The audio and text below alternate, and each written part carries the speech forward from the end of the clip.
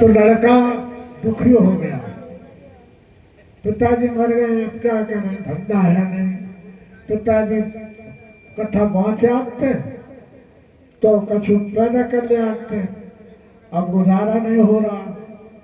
लड़के ने सोचा खानदानी जो खानदान में होता रहा, परिवार में जो होता रहा वही हम करें।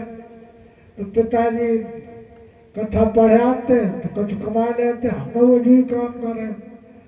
सो पंडित जी की खुदी टगी अति खुटिया पर स्व उतार कर देखी, सुबह में ठाकुर जी रहे, तसलिया रहे, शंख रहे, घंटा सब रहे, कथा के घंटा घड़िया सब, शंख ठाकुर जी और वे सत्यनारायण महाराज, हनुमान जी, गणेश जी सब माज धोए थरिया में, थरिया होती लोटा तो माज धोए मैंने तैयार करके, और वो पोथी देखी, पोथी देखी तो पोथी में जो लिखी कि श्लोक जो है, एक श्लोक जो है तुम बोलो करियो, और काला है जो जाके कथा होता है बात कह दी जो हम कह सो तुम कहियो।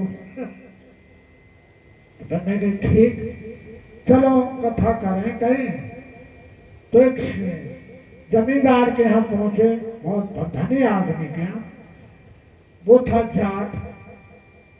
जाट के यहाँ पहुंचे, पंडित जी बोले कि चौधरी साहब कहाँ मारा, आज कथा कराए ले।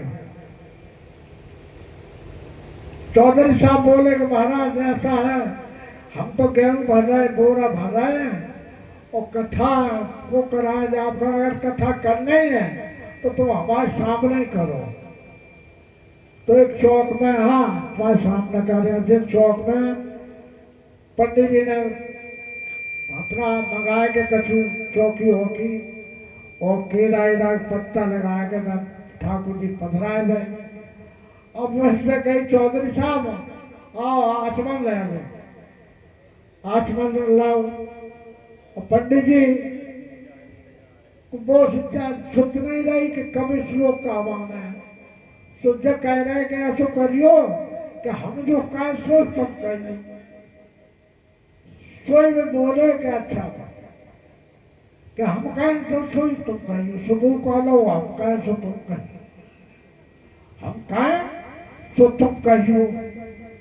पंडित जी ने कही हम कहें सोई तुम कहियो, सोई कह लो हम कहें सो तुम कहियो।